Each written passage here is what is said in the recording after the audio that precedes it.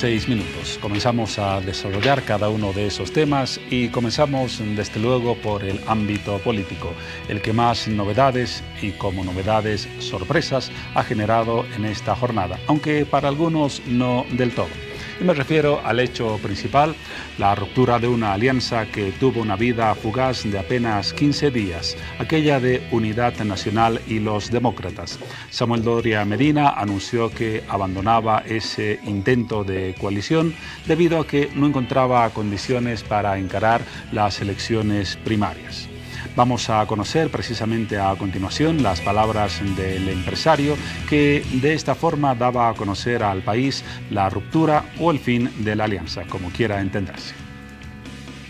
En este momento puedo contribuir más a nuestra democracia, a nuestra Bolivia, haciéndome a un lado y dejando de lado mi candidatura a la presidencia. Con esta decisión, la alianza entre Unidad Nacional y Demócratas queda disuelto y para dar conformidad a esta decisión, de último momento los trámites ya se habrían iniciado ante el Tribunal Supremo Electoral. Al mismo tiempo les informo que Unidad Nacional no será parte de ninguno de estos frentes y que veremos la forma legal de desvincularnos de la Alianza Bolivia Dice No por incompatibilidad de estrategias. Según lo confirmó Doria Medina, esta radical decisión no respondería a choques que hubiese habido con el líder de Demócratas, Rubén Costas. No ha habido choques, sino que hay estrategias distintas para encauzar esta etapa en el país. Asimismo, Samuel Doria Medina indicó que su participación en las elecciones generales se limitará a apoyar a otra opción que al momento se encuentra en análisis.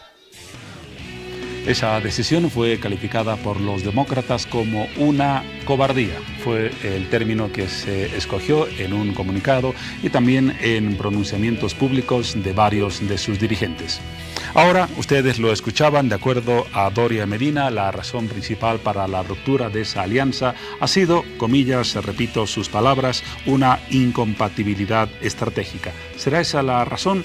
Intentaremos escudriñar el fondo de esa determinación en los próximos minutos y lo haremos con Marcelo Silva, analista político, que nos acompaña una vez más en los estudios de Hora 23. ¿Cómo estás, Marcelo? ¿Le creemos a Doria Medina ese argumento de incompatibilidad estratégica o habrán otras razones de fondo para esa ruptura? Gracias, Juan Pablo. Buenas noches. Un privilegio siempre estar en Hora 23. Es muy difícil creer a alguien en esta etapa preelectoral. Yo pienso que los cálculos, además que lo habíamos anunciado acá en una charla anterior, marcaban que de alguna manera por ahí la oposición o las oposiciones políticas iban a optar nomás por el mejor candidato y eso iba a hacer que alguien se bajara del carro, textual, ¿verdad? Y en este caso lo hizo Samuel Doria Medina, dejando una candidatura, yo diría, muy mal parada, la que seguramente hablaremos en los próximos minutos, la de Ortiz y Rodríguez, que pertenece a los demócratas.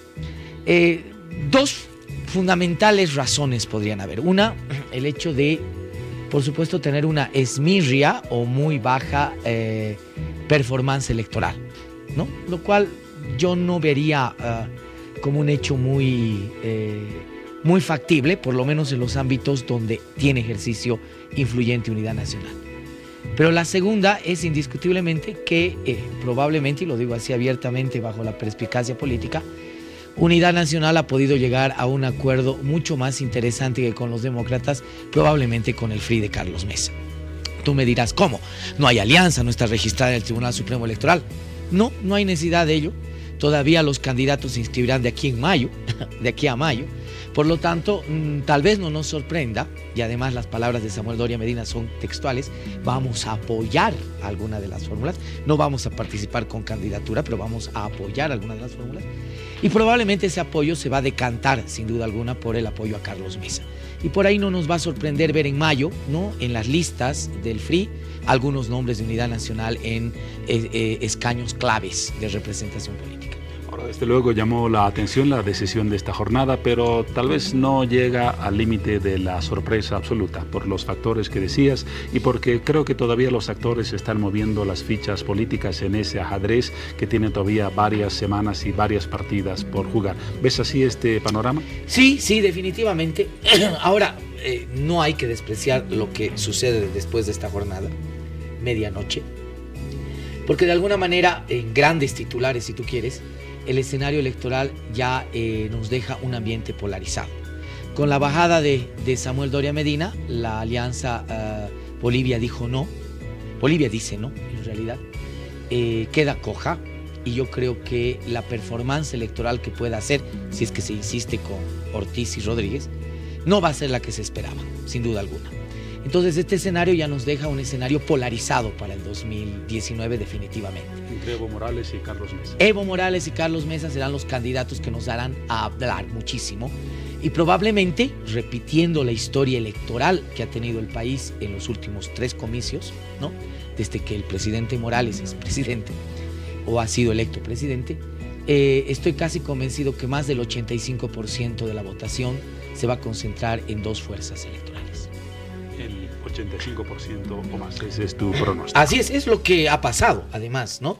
Recordemos la experiencia Podemos más, ¿no? Ahí hubo algo más del 80% de concentración del electorado, hubo partidos que sacaron un poquitito menos. Recordemos Convergencia con Manfred Reyes Villa y Evo Morales, pasó algo muy similar. Y en la última elección hubo una mayor polaridad todavía, casi cerca del 90% de concentración de los votos, entre Unidad Demócrata y el MAS, ¿no? Entonces, nada nos indica que hoy el voto ciudadano tendría que dispersarse en otra dimensión. Vamos a hablar de las otras candidaturas, pero evidentemente no tienen posibilidades de las que hemos mencionado. Ahora, en el caso de Doria Medina, él ha afirmado en sus declaraciones que va a apoyar al candidato que tenga mejores posibilidades de enfrentar al MAS, y allí no hay otro que Carlos Mesa. Por eso ¿Cuál será el beneficio para una alianza tácita o directa, ya lo veremos más adelante, entre Doria Medina y Carlos Mesa?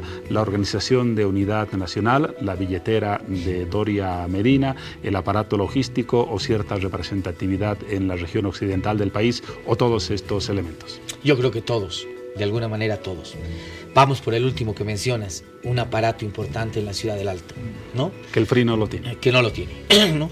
No deja de ser importante, y hay que decirlo de manera abierta, que las instituciones públicas que están a cargo de ciertos partidos políticos son instrumentos y maquinarias electorales muy importantes, de frente y directo a la yugular. Sean de la oposición o del gobierno. O del gobierno. Así de sencillo. Segundo elemento, hay una estructura partidaria en Unidad Nacional, no de las que se quisiera, ni grandiosa, pero el hombre está 5 años, o ha intentado 5 años ser presidente del país, algo debe saber de elecciones, sin duda alguna, ¿no? Tercer elemento, tiene una buena billetera, algo que pareciera que Carlos Mesa y sus amigos no tienen. Y el elemento que me parece importante es el hecho de que Samuel Doria Medina en sí mismo puede tener una ubicación mucho más expectante que candidato presidencial dentro de un esquema político. ¿Te imaginas tú a Samuel Doria Medina en la Cámara de Senadores, donde probablemente tenga chance de ser presidente del Senado? Puede ser una alternativa, ¿verdad? Entonces, todas las cosas que tú mencionas, sin duda alguna, son factores que seguramente lo han llevado a tomar esta decisión, y que estoy convencido que en los próximos días, semanas, meses, llevarán también a la convicción de apoyar a Carlos Mesa en su candidatura. Ahora, lo que ha pasado hoy, lo que estaba sucediendo en los anteriores días con las fórmulas posibles de los partidos de la oposición, parecen haber presentado un fenómeno que no era común en el tiempo reciente en la política boliviana. Es decir, la atención más concentrada en lo que está haciendo la oposición antes de lo que está haciendo el oficialismo. Esto significa que el MAS va perdiendo cierto terreno, cierto protagonismo, y la gente va descubriendo que la oposición puede ser una alternativa real de poder. Es positivo y negativo lo que ha pasado. A ver, estoy seguro que la ley de organizaciones políticas tenía esta intención, lo hemos hablado también en algún momento acá. Acortar tiempos, ¿no? Evitar sorpresas, lo cual evidentemente se ha dado. No tenemos ninguna candidatura sorpresiva, mayúscula, de la cual no se ha estado hablando en el último tiempo. Se ha apartado a las organizaciones, a las plataformas ciudadanas. Ahora se ha vuelto el tema de partidos políticos únicamente. Ha logrado establecer además que todos pelen capucha, como dicen en el Oriente, o sea, a ver quiénes son los rivales, etcétera, etcétera. Y cederle el protagonismo a las oposiciones políticas en el sentido de tratar de armar un esquema de lo más recónditamente difícil. Hemos visto peleas por acá, hemos visto gente que de repente ha aparecido de no sé dónde, del pasado lejano, poca renovación, muy pocos elementos resaltables, no hay un esquema de poder claro, te ubicas. Entonces el escenario ha estado brindado para ello. Creo que la performance termina el 27 de enero y a partir del 27 de enero el MAS volverá a ser protagonista político de la agenda. Por dos razones. Una, porque ya tiene un escenario polarizado y tiene un candidato en el cual todo el voto opositor se va a concentrar, o gran parte del voto opositor se va a concentrar. El MAS está en deflación electoral, en deflación de preferencia electoral. Eso significa que ese candidato polarizado, ya sin dispersión de votos, puede hacerle serio daño, si no es que pueda ganarle. Porque esto se traduce también en cierta sensación, y tú como analista político debes percibirla, de que la oposición, o tal vez el candidato mejor posicionado en la oposición, tiene esta oportunidad, la de competir y la de quizás ganar o también perder, pero sí de competir en una próxima elección, situación que no se daba en los anteriores comicios. O en el peor de los escenarios, ¿verdad? Forzar a una segunda vuelta, que puede ser algo muy, pero muy dramático para el movimiento al socialismo. Es decir, indudablemente va a haber la tendencia al voto útil y eso va a hacer que las fuerzas electorales se polaricen.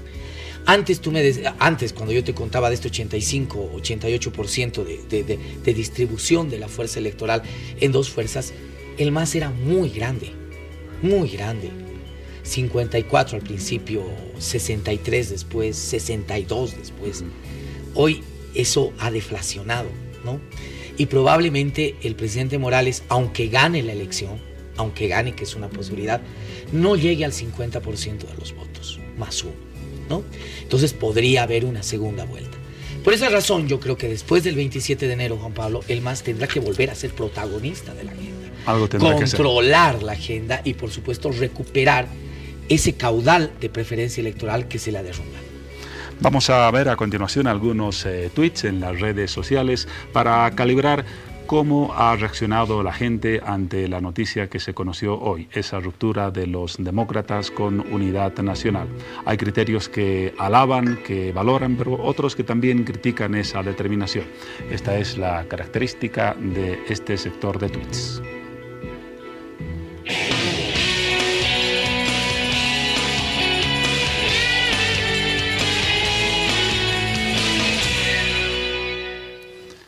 Escogimos al azar a ciudadanos comunes, por lo menos en los tres primeros casos. La primera opinión, Mauricio Zárate, que escribió: gracias y felicidades. Por favor, demócratas, sigan sus pasos. No permitan que 4 años de oposición real se conviertan en complicidad. Otra opinión, la de Freddy Gamboa, que dijo: nos vemos en las calles Samuel Doria Medina, ahí la ayuda será mucho más necesaria. No caigamos en el juego del gobierno entrando a las primarias. Otra ciudadana, Amalia, escribió: muchas felicidades, don Samuel, es un ejemplo a seguir para todos aquellos candidatos. Usted pone a Bolivia primero y eso es admirable. Siga adelante. 3 opiniones de 3 ciudadanos, ahora la de un periodista, Raúl Peñaranda, que escribió: la renuncia de Samuel Doria Medina a su candidatura es un regalo para Mesa, que podría sumar el 10% que tiene el líder de Unidad Nacional. Golpe en las costillas a Evo. Falta ver qué harán los demócratas.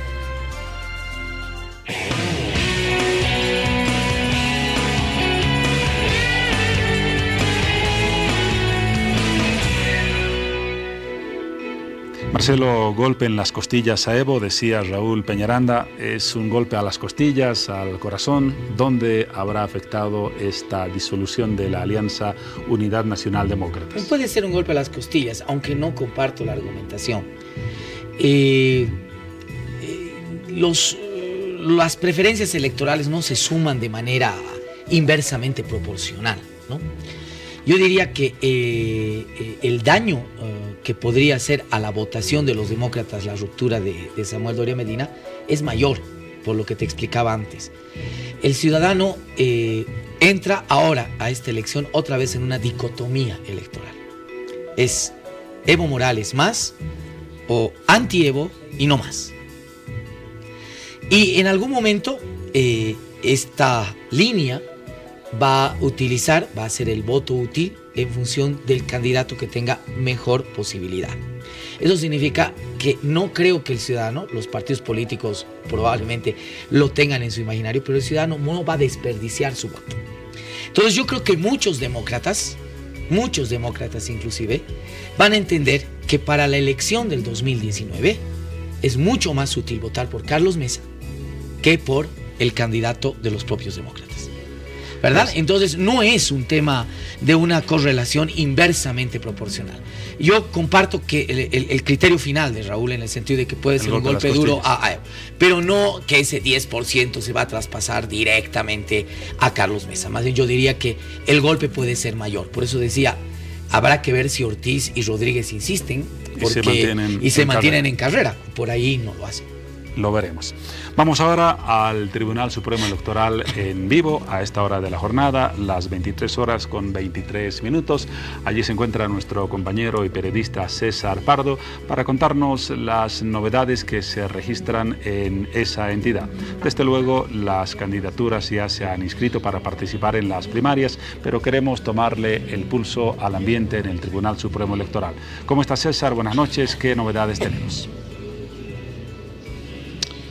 Buenas noches, Juan Pablo. Buenas noches, amigos del país. En este momento me encuentro en el Tribunal Supremo Electoral, donde en este momento está hablando un delegado de ADN. En este momento, como podemos observar y escuchar, voy a dejar el audio ambiente. Ellos han presentado el binomio hace instantes nada más. Pero acá está de qué ADN está participando, y acá está en esta parte el sello. A las 23:08 se ha presentado el binomio de Ismael Shavit Montero y de Néstor Facundo Conde Apaza a cargo de ADN. ¿Por qué estas personas son representantes de alguna agrupación? Son cuestiones administrativas del Tribunal Supremo Electoral, desconozco el porqué. Por favor, queremos conocer quiénes son estas dos personas que están integradas. Claro que sí. El almirante Ismael Shavit Montero ha nacido en San Joaquín, Beni, es retirado en este momento, ha sido el primer alumno de su curso. Tiene una formación con honores dentro de la Armada Boliviana. El señor Néstor Conde es un exitoso empresario del Alto, que es ahora partícipe también de este proceso electoral. ¿Ambos tienen incursión en política anteriormente? No. Como siempre se pregonó, queríamos caras nuevas, gente limpia, gente que no tenga manchas en lo absoluto, ni en su vida diaria, ni en su conducta, y eso es lo que ha hecho Acción Democrática Nacionalista. Presentar candidatos nuevos, caras nuevas, que no tienen nada que se le pueda tachar con relación al pasado en ninguna acción. ¿Va a ser el único binomio? Es el único binomio que está presentando Acción Democrática Nacionalista. ¿Cuándo fueron César, ¿me escuchas? Estaríamos hablando entonces de la última candidatura que se habría registrado para participar en las primarias, ¿o hay la expectativa de alguna otra fórmula más?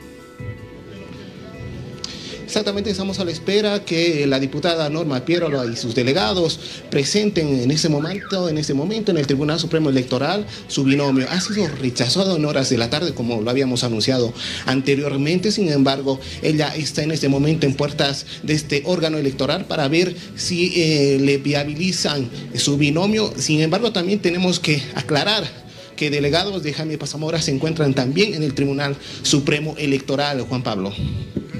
Gracias, César. Es el panorama del Tribunal Supremo Electoral. Estaremos pendientes de que te comuniques con nosotros para informarnos de alguna otra novedad. Todavía hay algo más de media hora para el registro correspondiente. ¿Qué te parece, Marcelo, si hablamos ahora brevemente en cada caso de las candidaturas que están registradas hasta el momento? Ya hemos hablado de la candidatura del MAS en parte, algo de los demócratas, algo de Carlos Mesa. Vamos a las otras. MNR, candidato Virgilio Lema, candidato a presidente, candidato a vicepresidente Fernando Untoja. Bueno, parece algo extraño, una unidad entre el Movimiento Nacionalista Revolucionario y un partido catarista, o una tendencia catarista. Recordemos que Fernando Untoja fue el líder en su momento de un frente catarista, incluso llegó a ser diputado nacional por ese frente indígena. Pero yo, con mucho respeto y más allá de la impronta del sur del candidato presidencial del MNR, que muestra algo de juventud y un intento de renovación, el tiro del MNR no está en el sur, está en el oriente. El residuo más importante que tiene el MNR está en Beni, y concretamente en ciertas capitales del Beni. Creo que la ausencia de un candidato de ese lugar podría restarle las pocas posibilidades ya electorales de entrada que tiene. Por lo tanto, yo lo ubicaría en el plano de una buena intención, pero de casi una ineludible intrascendencia. Buena intención, ineludible intrascendencia, una buena definición. Vamos ahora a un corte. No significa que dejemos de analizar el tema, tenemos pendiente una visión sobre las otras candidaturas, pero vamos a estos mensajes para luego seguir ocupándonos de este tema que ha sido sin duda el más llamativo e importante de esta jornada noticiosa y política.